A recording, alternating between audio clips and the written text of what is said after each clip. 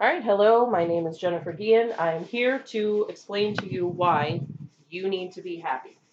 And perhaps that sounds like a cat poster, but if it does, it would be a highly scientific cat poster. In 2008, there was a positive psychology researcher by the name of Barbara Fredrickson. She was with the University of North Carolina. She published a study that was entitled Open Hearts Build Lives. Positive emotions induced through loving kindness and meditation build consequential personal resources, which is quite a mouthful, but the implications of the study do have the potential to actually change a life. The premise of the study was that negative emotions, negative interactions will narrow your mind and narrow your focus, eliminating other options and possibilities.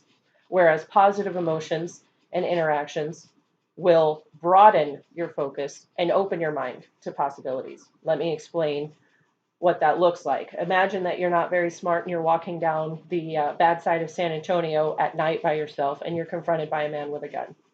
In that moment, what kinds of things are going through your mind? Probably not much. And the reason why is because fear tends to paralyze you. You may have options such as trying to call for help, looking for available exits, thinking about if there are police officers nearby, trying to distract him while you call for help, or use your phone to call 911 without him seeing. But your brain ignores these options because it is narrowed and focused on that gun and trying to stay alive. Now, assuming that you're not unintelligent and would know to avoid situations like that in downtown San Antonio, you probably won't experience something like that. So, how does this relate to you? Well, how often do you experience fear in your life?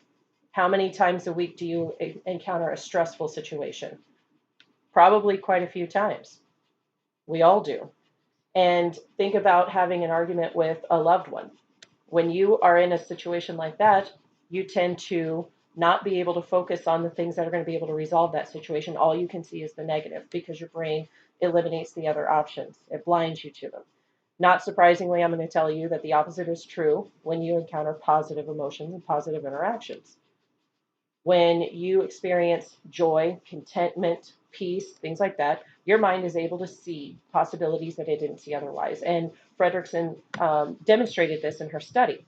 She took 5 groups of people and showed them different images. One group viewed images that evoked feelings of anger. One group viewed images that evoked feelings of fear. One group viewed images that were just neutral, didn't evoke reactions either way. One group viewed images that invoked joy. And the last group viewed images that evoked feelings of contentment. After they viewed these situations, these images, she took them into a room, presented them with a scenario. They were all a similar scenario, and gave them a piece of paper and a pen and asked them to list what they would do, how they would handle that situation. The people who had viewed the negative images were not able to list very many things. Their lists were significantly shorter than those in the neutral groups, and especially those who viewed positive images.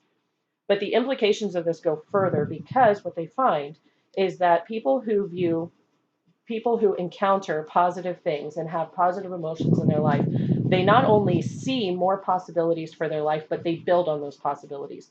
For example, think of a child who pretends to be Superman. He thinks he can fly. He's running around outside, he's climbing trees, he's jumping off of things because he has this in his mind.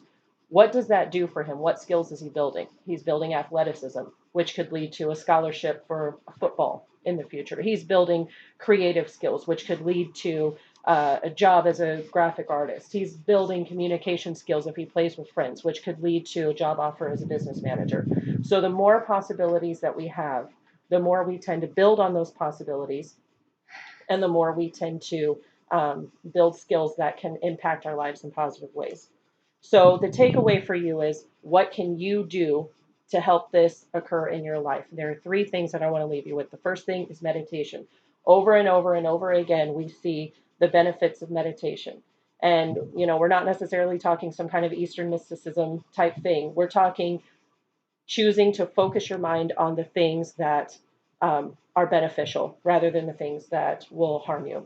So, meditating on the things that make you happy, meditating on things that give you feelings of peace. Um, The next thing that you can do is writing. If you try writing, you will, it's another way to focus your mind on these things that are positive. So there are numerous studies that show the benefits um, of writing positive things, positive statements, which you can do every day. The next thing, the third thing, the most important thing is to carve out time every day to play. Carve out time every day to do something that makes you feel happy. So maybe it's listening to music, maybe it's dancing, maybe it's playing an instrument, maybe it's going for a hike or going for a walk, whatever that is for you. Make time to do it every single day. If all you do is focus your time on the negative situations in your life, then that's where you're going to stay, and your mind is always going to be narrow, your focus is always going to be narrow. But the more opportunities you give yourself to play and to build positive interactions, the more you're going to be able to be open to those positive things. Thank you very much.